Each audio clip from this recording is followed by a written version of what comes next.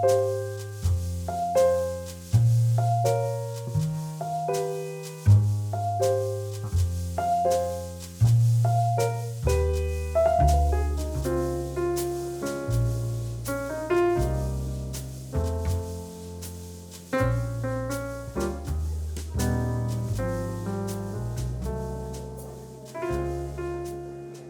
du dich wirklich jetzt schon betrinken? Das wäre selbst für deine Verhältnisse ein neuer Tiefpunkt. Gibt's einen netteren Zeitvertreib? Gerhard, ich bitte dich, reiß dich wenigstens heute zusammen. Wenn du es schon nicht für mich tust, dann tust doch wenigstens für meine Tochter. Ja, genau. Deine Tochter. Aber ihr habt euch doch immer gut verstanden, oder nicht? Naja, immerhin war sie nicht so eine große Enttäuschung wie du.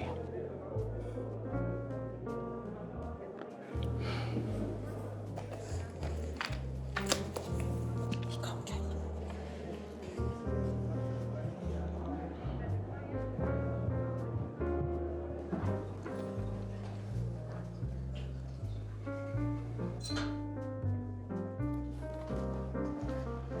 Na, bumm, bist du deppert. Erst wie du wieder ausschaust, geh kurz her da. Ja, weil du da immer so einen Stress machen musst. Ja, vielleicht kommst du das nächste Mal ein paar Minuten früher zu Hause, dann hättest du nicht immer so einen Stress. Glaubst du, das sind schon da? Sicher werden die schon da sein, wir sind 15 Minuten spät. Siehst du das irgendwo? Nein. Obwohl, der geschniegelte Typ dort, der passt auf die Beschreibung von der Theodora. Oder sollten wir lieber einen Kellner fragen? Ach, ein Kellner wird nicht nötig sein. Hi, ich bin die Sandra. Hallo, das ist eine Überraschung. Christine, mein Mann, der Oliver. Hallo. Freut mich.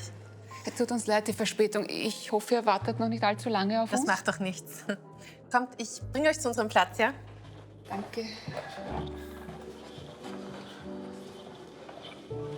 So, da wären wir. Darf ich euch meinen Mann vorstellen? Das ist der Gerhard. Hallo. Hallo, die Christine, mein Mann, der Oliver. Servus. Entschuldigt bitte die kleine Verspätung. Obwohl, wir waren immer noch pünktlicher als der Hitler damals in den Kirchen. Weil wenn der dort eingeritten ist, hatten sich alle anderen schon längst vertschüsst. Muss das sein? Was? Das war einer von meinen Besseren. Ihr solltet jetzt einmal meine anderen hören.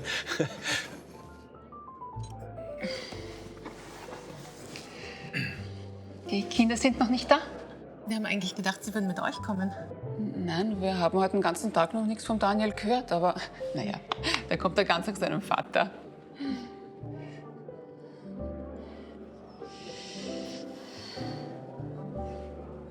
Ganz schön viel Besteck. Gibt's dafür eine Beschreibung? Das ist doch nicht wahr sein. Guten Abend. Was darf ich Ihnen denn zum Trinken bringen? Als Tagesempfehlung hätten wir einen 2015er Brindelmeier Zweigelt oder einen Koblenzel Grün Veltliner. Sehr beliebt ist auch der Füsendorfer Schlosshof Welsch Riesling 2018. Für mich bitte den Brindelmeier Zweigelt. Sehr klar. Irgendeine Diätlimo, bitte? Was nehme ich denn? Na gut, bring jetzt mein Hausbier bitte, ja? Hast du wieder nicht entscheiden können, was? Ja, Entschuldigung, dass ich ein bisschen länger brauche. Immerhin bestelle ich nicht ständig dasselbe pseudogesunde Zeugs. Ja, neulich habe ich in den Nachrichten erst gehört, dass diese Diätprodukte gar nicht so gesund sind, wie alle immer sagen. Da hörst du das. Ich sage ja das schon seit langem, aber auf mich willst du ja nicht hören.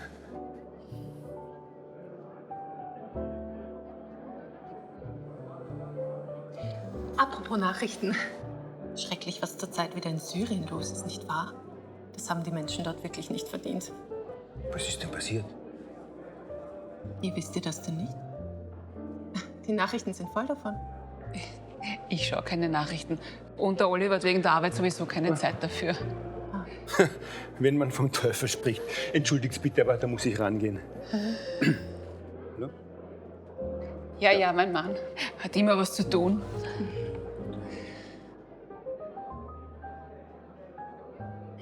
Was macht denn dein Mann beruflich? Viel zu viel. Er ist ständig unterwegs und wenn er mal nach Hause kommt, dann schlaft er mir immer gleich ein. Das hört sich ja sehr stressig an. Dann ist es ja umso schöner, dass ihr heute beide Zeit gefunden habt. Ja, was tut man nicht alles für die Kinder? Ja, was tut man nicht alles für die Kinder? Und ihr, was macht ihr so beruflich? Ich bin selbstständige Fitness- und Ernährungsberaterin. Zu Hause in meinem eigenen Studio. Ein eigenes Studio. Ja, gut, dann verstehe ich doch deine Bedenken wegen der Diätlimo. Ach, ich sag mal so, die Menge macht tut es. mir. Tut mir leid, aber den Chef kann ich nicht warten lassen. Darum bin ich mein eigener Chef. Carport Consulting, stets zu Diensten. Danke, kann man immer gut brauchen. Ja, und was wollte der Majkovic schon wieder? Na was wohl, Bereitschaft habe ich morgen. Der Thorsten ist krank. Wieder mal. Die Christine hat mir gerade schon erzählt, dass du immer so viel zu tun hast. Was machst du denn genau? Ja, wenn ihr mal etwas braucht, einfach anrufen. Jederzeit. Du bist Installateur. Ja, unter anderem. Was meinst du mit unter anderem? Ja, zusätzlich bin ich auch noch Fahrlehrer. Wow. Also Installateur und Fahrlehrer? Na, da braucht man schon ordentlich Nerven, oder? Ja, schon. Aber man gewöhnt sich früher oder später. Du hast diese beiden Jobs ausgesucht, nicht ich. Und was machst du, Christine? Ja, also ich mache den Haushalt bei uns beiden und das kann manchmal ganz schön viel werden.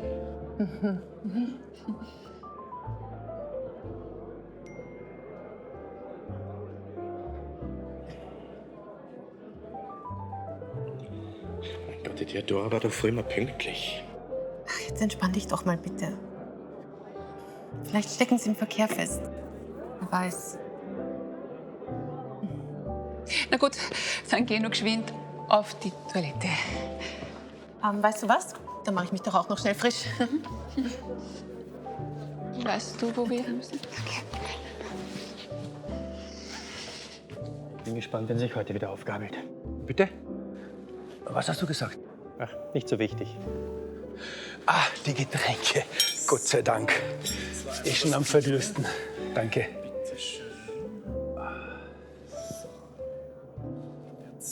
Zum Wohl. Gleich noch so einen. Sehr gern. Darf ich Ihnen dann schon die Speisekarten bringen? Nein, danke. Wir warten noch.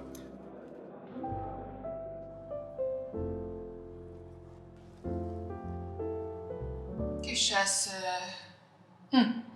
Alles okay? Ich habe gerade meine Regel bekommen und habe nichts dabei. Hast du vielleicht irgendwas? Moment. Ich habe Tampons mit. Passt das? Ja, sicher. Dankeschön. Gerne. Du, sag mal, mich fasziniert das wirklich, wie ruhig dein Mann doch ist, obwohl er so viel in der Arbeit zu tun hat. Wirklich? Das kommt dir nur so vor. Wir sind ja nicht ohne Grund heute so spät gekommen. Ach, so eine kleine Verspätung kann doch jedem mal passieren. Wenn es bis jetzt noch einmal passiert wäre. Es gibt wesentlich Schlimmeres. Weißt du, der Gerhard glaubt immer, dass alles und jeder nach seiner Pfeife tanzen muss. Sehr schön. Zum Wohl. Ja, dir auch. Und ihm bring noch einen Dancis. Nein, danke. Ich trinke keinen. Du kannst doch nicht wissen, dass du keinen magst, wenn du noch nie einen getrunken hast. Ich möchte auch gar nicht erst damit anfangen, ja? Keine Widerrede. Irgendwann muss jeder damit anfangen. Also einen Dancis für ihn. So ein Einsteiger-Bourbon hat noch nie jemandem geschadet. Wie oft denn noch? Ich möchte keinen, ja? Bitte streichen Sie den wieder. So gut lässt sich der Oliver dann nicht so leicht verleiten. Da kennst du den Gerhard nicht. Der Gerhard bekommt leider immer das, was er will. Außer es geht um mich. Ja, also gut, aber nur einen, ja? Vorher gibt's da eh keine Ruhe. Na, glaub mir, der wird dir schmecken. Übrigens, den gleichen habe ich erst letzte Woche getrunken. Da habe ich mit meiner Firma einen riesengroßen Auftrag an Land gezogen. Meine Sekretärin war auch da, um mir persönlich zu gratulieren, wenn du weißt, was ich meine. Entweder er ist mit seinen Sekretärinnen in seinem Büro beschäftigt oder er ist auf Geschäftsreisen. Ich sehe ihn kaum noch. Und er glaubt, ich merke nicht, dass er mit ihm vögelt. Aber ihr seid doch verheiratet. Das kann er doch nicht machen. Er tut's aber. Ich bin ständig allein zu Hause. Es ist schon fast wieder so, als wäre ich Single. 4 Jahre können lang sein. 4 Jahre.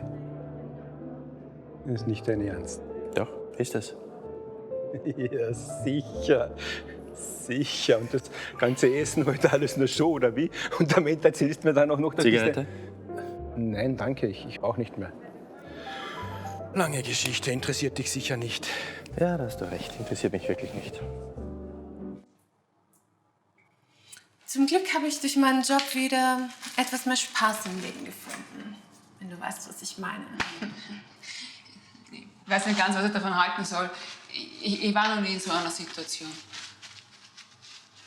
Naja, ist ja auch egal. Sei einfach nur froh, dass du solche Probleme in deiner Ehe nicht hast. Das macht vielleicht nur den Eindruck. Weißt, vor ein paar Jahren ist was passiert. Wir haben beide früher immer viel geraucht und dann hat der Oliver einen Herzinfarkt gehabt.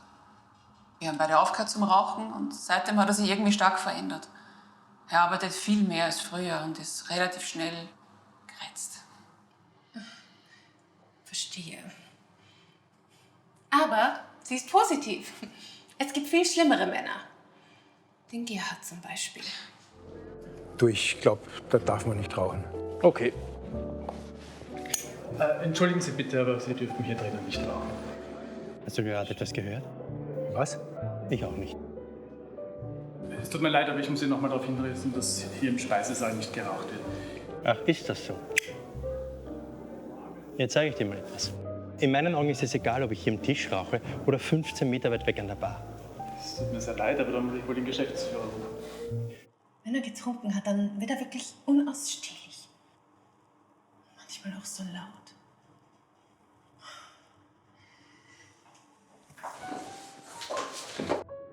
Schon gut, schon gut. War's das dann oder gibt es sonst noch etwas, was dich an mir stört? Das wäre alles. Ich danke für Ihr Verständnis. Ja. Was war denn da los? Ach, nicht so wichtig. Der Kellner wollte mich unbedingt auf das Rauchverbot im Tisch aufmerksam machen. Als ob das einen Unterschied macht, ob ich hier rauche oder sie 15 Meter weit weg an der Bar. Das muss man einem erklären. Was hast du denn da? Seit wann trinkst du einen Whisky? Ich habe nie damit angefangen. Der riecht gut.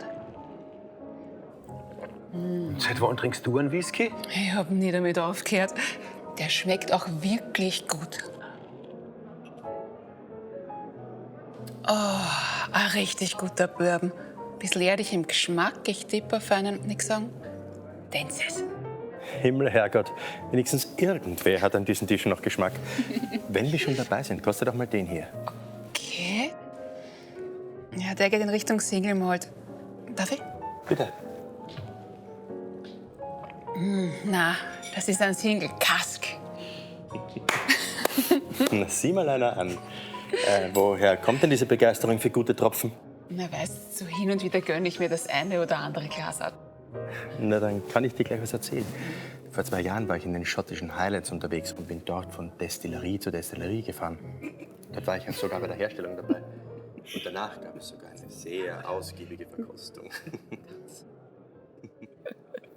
Das ist bemerkenswert, wie in Schottland sogar die einzelnen Flaschen mit Whisky gespült werden, bevor sie befüllt werden. Das Endprodukt spricht aber dafür für sich. Wie wär's, wenn wir diese Unterhaltung an die Bar führen? Zigarette.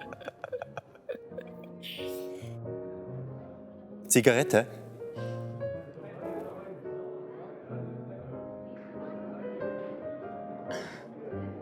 Ja, wirklich gern. Aber Schatz, wir haben doch gesagt, dass wir damit das auch... hast du gesagt. Wenn du mich also bitte entschuldigen würdest. Der Gerhard. Mal wieder ganz in seinem Element. Macht sie da? Warum geht's jetzt mit ihm mit? Willkommen im Club der von Gerhard Betrogenen. Cheers. Bitte? Dann stimmt das, was er mir erzählt hat? Er hat dir schon davon erzählt? Ja. Dachte ich's mir doch. Ich hätte doch nie geglaubt, dass er das ernst meint. Tja, ich am Anfang auch nicht. Wie meinst du das? Du es glaubst oder nicht, aber der Gerhard war früher nicht so. Nicht böse sein, aber das kann ich wirklich nicht glauben.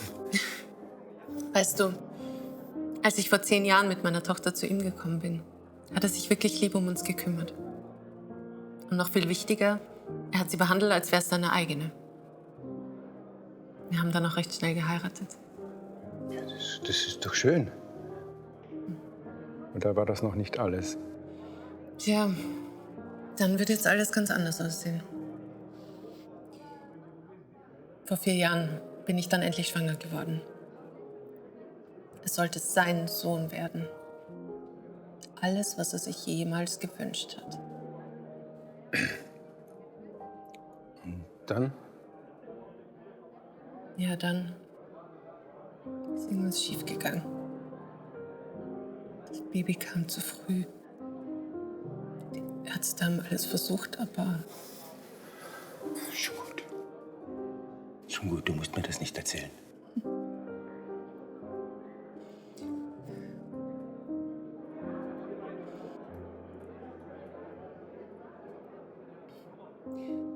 er gibt mir an allem die Schuld. Ich weiß auch nicht, was ich falsch gemacht habe. Du hast gar nichts falsch gemacht. Es wäre schön, wenn er das auch so sehen würde. Aber er hat nicht mal mehr den Anstand, mich zu beachten. Er hält mich nur noch als Statussymbol. Weißt du, manchmal da muss man schwere Entscheidungen treffen, um dann das Richtige zu tun. Ja, und dann? Glaubst du, ich könnte mit meinem Job die Rechnungen bezahlen? Oder die Ausbildung meiner Tochter finanzieren?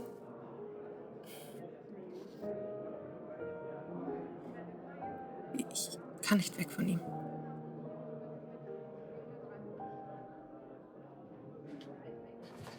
Du, Oliver, mir fällt gerade ein, hast du einen Park schon ausgefüllt? Na, sicher habe ich einen ausgefüllt. Ich bin mir da nicht so sicher. Kannst du bitte nachschauen gehen? Ich hab dir doch gerade gesagt, dass ich einen Schein ausgefüllt habe. Das hast du mir das letzte Mal auch gesagt und da hättest du schon auf mich hören sollen. Mein Gott, du hast einmal recht gehabt. Wie oft wirst du mir das nachreiben, ha? Außerdem hast du das... Das ist mir egal jetzt. Und jetzt geh nachschauen, bitte.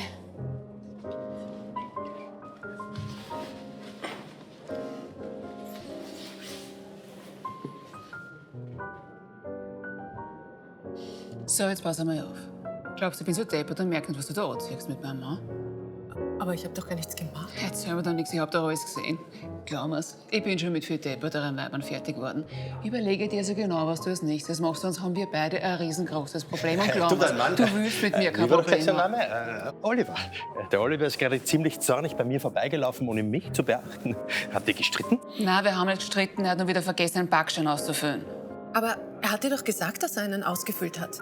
Liebe Sandra, ich kenne meinen Ehemann besser, als du ihn jemals kennenlernen wirst. Und wenn ich dir sage, er hat's vergessen, dann hat er es vergessen. Und außerdem, was gehen dich überhaupt unsere Probleme an, ha? Ich finde es nur einfach nicht in Ordnung, wie du mit ihm umgehst. Das ist alles. Unsere Ehe geht dich gar nichts an, also halt dich da bitte raus. Schatzi. Stellt euch vor, da war ein Parkschein in unserem Auto. Kannst du mir vielleicht erklären, wie der da hingekommen ist? Na sowas, du bist ja noch richtig selbstständig. Ja, schon gut.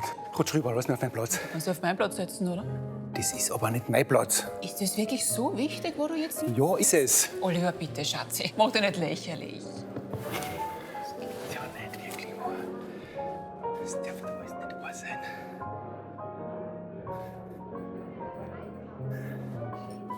Ach, Oliver. Kein Grund, gleich zornig zu sein. Außerdem hast du dich vorhin ja mit der Sandra gut verstanden. Wir haben uns nur unterhalten. Normalerweise macht es die Sandra in Verehren auch nicht wirklich schwer. Sag mal, hast du jetzt völlig den Verstand verloren? Mache nur ein kleines Geschenk. Und sie sitzt sofort auf deinem Schoß. Was denkst du überhaupt von So ein mir? Armband zum Beispiel. Das hat dir doch einer deiner Kunden geschenkt, oder? Gerhard, jetzt lass mich in Ruhe. Hast du ihm dafür eines deiner Spezialtrainings versprochen? Mein Gott, das ist doch völlig egal, woher sie das Armband hat. Ich hab gedacht, wir machen uns einen gemütlichen Abend und lernen uns ein bisschen kennen, oder nicht? Könnten wir sich vielleicht alle ein bisschen zusammenreißen und machen wir noch das Beste draus, ja? Misch dich da nicht ein, lass die beiden das ausdiskutieren. Das nennst du Sonst diskutieren? nichts auf den Die Mund Regel ist gefallen. halt ein bisschen anders. Na komm, sag schon, was hast du ihm dafür gegeben? Gerhard, hör jetzt bitte auf damit. Ja, wir sind doch alle schon so gespannt darauf. Ich hab's mir selbst gekauft, okay? Außerdem hat es dich gar nicht zu interessieren, was ich mit meinem Geld mache. Mit deinem Geld, natürlich. Gerhard, mich in Ruhe. es reicht jetzt. Reiß dich verdammt noch mal zusammen. Lass gefälligst die Sandra in Ruhe. Ach, du willst mir sagen, wie ich mit meinem Eigentum umzugehen habe? Dein Eigentum? Du glaubst doch, dass du mit deinem Geld alles kaufen kannst, oder? Natürlich kann ich das. Sonst wärst du doch nicht zu mir gekommen, oder? Das muss ich euch erzählen. Damals war ja die Sandra völlig am Boden zerstört, war abgebrannt, stand alleine mit dem Kind da. Da war ich ihr noch Oh, gut hi, genug. Schatz. Oder besser gesagt, mein Geld wäre gut genug. Verstehe. Nein. Alles gut, wir unterhalten uns nur. Ja. Okay, super. Bis später. Okay. Die 2 kommen in 5 Minuten. Wer es glaubt. Die Theodora war früher nie so respektlos. Was willst du damit sagen? Die Theodora war früher immer pünktlich. Das hat mir auch an ihr gefallen. Willst du damit sagen, dass unser Sohn dran schuld ist? Und apropos respektlos, wenn das hier einer am Tisch ist, dann bist das wohl du. Was sagst du da zu mir? Ich soll respektlos sein? Wenn du deine Ehefrau in einer Tour mit deiner Sekretärin betrügst, ist meiner Meinung nach sogar sehr respektlos. Glaube ich jetzt nicht. Das habe ich dem Vertrauen gesagt. Du weißt davon? Ach komm, du willst es doch mit jeder treiben, die dich anlächelt. Erst du bist ja um nichts besser, du willst mir Mama ausspannen. Das ist so... Was fantasierst du denn jetzt wieder zusammen? Das sehen wir gar nichts haben, ich hab da alles gesehen. Ja. Und wann hast du das angeblich gesehen? Bist mit ihm eine rauchen warst, obwohl wir beide gesagt Jetzt haben... kommst du mit dem? Jetzt lass ihn doch mal ausreden. Ich unterbrich meinen Mann, wann ich will, hast du mich verstanden? Dass ihr 2 noch verheiratet seid, wundert mich echt. Ich führe lieber eine schlechte Ehe als ein Leben wie es. Christine, hör auf damit. Immerhin bist du diejenige, die unsere Ehe schlecht gemacht hat, ja? Da hast du jetzt vollkommen durch? Wir haben doch beide gesagt, dass wir mit der Raucherei aufhören wollen. Und was machst du? Du scheißt einfach drauf. Du hast einen Herzinfarkt gehabt, nicht ich. Warum sollte ich aber also immer auf alles verzichten müssen? Du Ha? hast nur vom Rauchen einen Herzinfarkt gehabt? Das klingt für mich aber sehr Gerhard. unwahrscheinlich. Ach, wirklich? Hat sich der Herr Magister vielleicht schon mal überlegt, dass wegen seiner Scheißraucherei das Kind zu früh gekommen ist? Dann versuch du doch dein Glück mit ihr. Mit dem Händchen halten habt ihr schon angefangen. Was redest du denn da? Das stimmt doch gar nicht.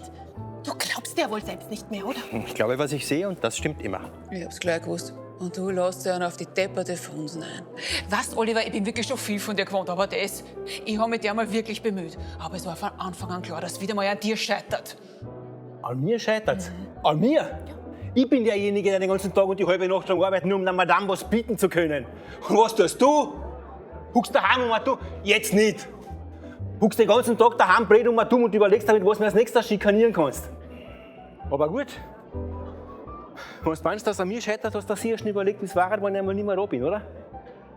Ich an deiner Stelle würde mir da jedenfalls schon Gedanken drüber machen. Bist fertig? Ja, bin ich. Wisst ihr was, ich halte das nicht mehr aus mit euch. Und du schau gefälligst selber, wie du jetzt heimkommst, ja? Weil jetzt scheiß nämlich hier auf die. Gut, passt. Dann kannst du doch gleich auf den Backel hauen mit der blöden Geldgeil Misthure. Wie bitte? Ich bin keine geldgeile Mistur. Du bist sowas von einer geldgeile Misture. Ich muss mir das von euch zwar auch nicht länger sagen lassen. Super, Möglichkeit. Schau, Schatzi, da will nur wer mit dir mitfahren. Ja, super. Ich sehe gerade, der Platz frei wurde im Bett.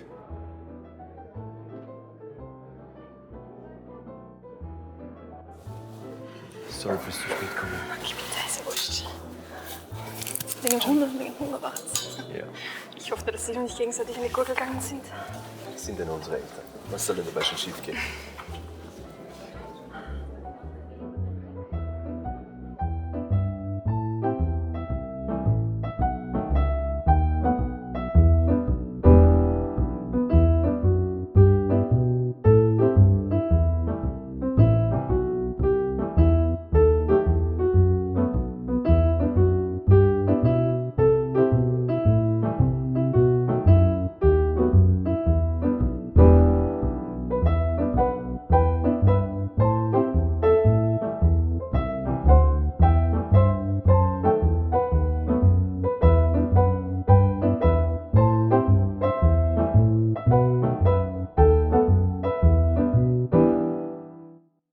Wie bitte? Ich bin keine geldgeile Oh, Mistur. du bist sowas von einer geldgeile Misture. Ich muss mir das von euch zwar auch nicht länger sagen lassen. Super, Möglichkeit. Schau, Schatzi, da will nur wer mit dir mitfahren. Ja, super. Ich sehe gerade, der Platz frei wurde im Bett.